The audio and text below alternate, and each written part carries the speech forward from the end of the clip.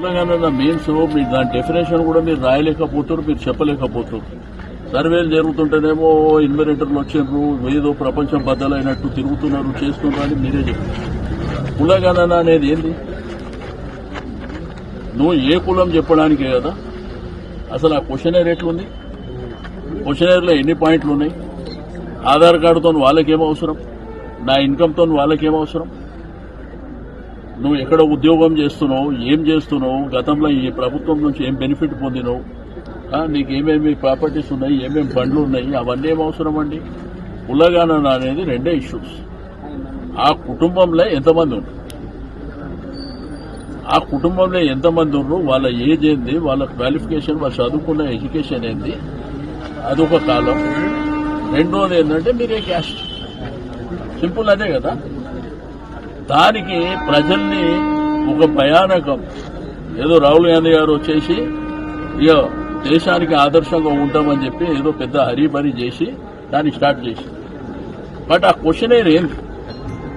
కుల గణన అంటే ఏంది? ఏ కులం నీదని చెప్పేదే కదా. దానికి ఇందెందుకు పెట్టారు దాంట్లో?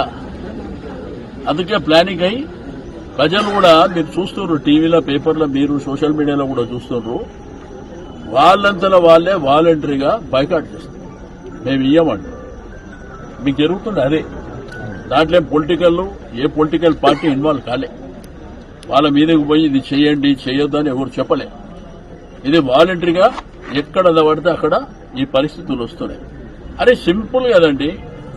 రెండోది, ఆ రోజు సకల జనులకు సంబంధించినటువంటి సర్వే కేసీఆర్ గారు ముఖ్యమంత్రి ఉన్నప్పుడు ఒక రోజులో చేసి అది చేయండి. ఈ కాలయాపన అక్కర్లేదు.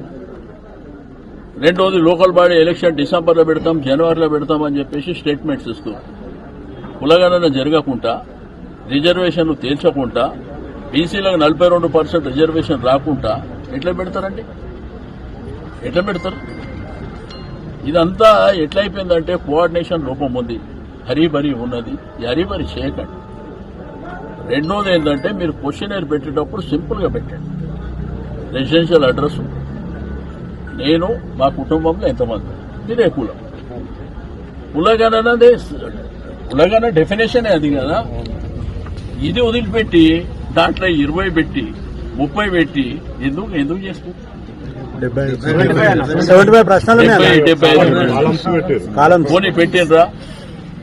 అధికారులు పోతారు పాపం. సరే, గవర్నమెంట్ డ్యూటీలు వేసినప్పుడు వాళ్ళు పోతారు.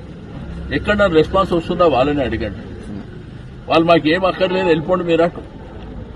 వాళ్ళ టైం వృధా అవుతుంది. పాపం వాళ్ళు తిరగలేక చస్తున్నారు. వాళ్ళు ఉన్న మ్యాన్ పవర్ తక్కువ. రెండోది, వేరియస్ డిపార్ట్మెంట్లకు సంబంధించి ఇప్పుడు జీహెచ్ఎంసీకి చాలా పనులు ఉంటాయి. వాళ్ళని తీసుకుపోయి దాంట్లో వేసారు. నేనేమంటా అంటే మీరు చేసేది ప్రాపర్ గా ప్లాన్ చేయండి. మీరు 1 days or 2 days పెట్టండి. అందరు ఇంటికాడ ఉంటారు. ఆ రోజు కర్ఫ్యూ లెక్క లేదా కేసీఆర్ గారు పెట్టినప్పుడు? అట్లా చేయండి. దానికేంది? ప్రాపర్ ఫార్మాట్ లో రండి. డెఫినెట్ గా నేను కొన్ని వివరించాక పోవడం మూలాలను, చేయకపోవడం మూలాలను ప్రపంచం మేము ఆగిపోదు కదా. నేను ప్రజలతో పాటు నేను కొన్ని. కాబట్టి మీరు ప్రాపర్ ఫార్మేట్ లో రండి. ప్రజల్ని ఇబ్బంది పెట్టి అనవసరంగా ప్లానింగ్ కు గురి చేయకుండా బాధ్యతగా చేయండి. తప్పకుండా వెల్కమ్ చేస్తాం. కేవలం రేషన్ కార్డుల విషయాల తొలగింపుకే ఈ సర్వే తీసుకున్నాను ప్రజలలో అపోహ. నేనేమంటున్నా, రకరకాల అనుమానాలు ప్రజల మధ్యన ఉన్నాయి. అధికారులు పోతే కూడా వాళ్ళు ప్రాపర్ రెస్పాన్స్ కూడా ఇస్తలేరు, ఎలగొడుతారు. అది చూసుకోండి, ఎందుకు ఎలగొడుతున్నారు ఏంది అనేది మీరు చూసుకోండి. అంతేగాని ప్రతిదీ పొలిటిసైజ్ చేయాలి, ప్రతిదీ రాజకీయం చేయాలని మేము కోరుకుంటలేము. మేము మంచి పనులు చేసినప్పుడు తప్పకుండా సపోర్ట్ చేస్తాం. ప్రజలకు అర్థం కాని పక్షాన, ప్రజలకు ఇబ్బందులైన పక్షాన తప్పకుండా మా దృష్టికి చేస్తారు. తప్పకుండా మరి ప్రభుత్వం మీద ఒత్తిడి పెంచే బాధ్యత మాది కాబట్టి డెఫినెట్ గా ఆ పని చేస్తాం. మీకే అడుగుతున్నా, మీరు కూడా బస్తీలలో మీరు ఒక భాగమే.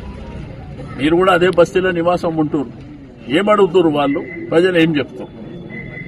ప్రజలైతే ఆ పేపర్ చూసినాక ఫస్ట్ నడవ అని చెప్తారు. పేపర్ వాపస్ ఇచ్చేసి నువ్వు వెళ్ళిపోమంటూ. ఎందుకు అవసరం? కులగణన దేశానికి ఆదర్శం. ఆ రోజు పెద్ద పెద్ద లంబా చౌడ మాటలు గొప్పగా మాట్లాడారు, సంతోషం. ఇదేందా? 75 క్వశ్చన్లతో క్వశ్చనే లేదు. ఇప్పుడు నా కులం తెలుసుకోవడానికి 75 కాలంలో ఫార్మేట్లో 75 క్వశ్చన్స్ అవసరమా? అవసరం లేదు కదా. రెండే, నేను నా కుటుంబం ఎంతమంది, ఆ ఇంట్లో ఎంతమంది ఉంటున్నాం, నేనే కులం, అంతే కదా. ఆ పద్ధతిలో చేస్తే తప్పకుండా ప్రజలు అప్రిషియేట్ చేస్తారు.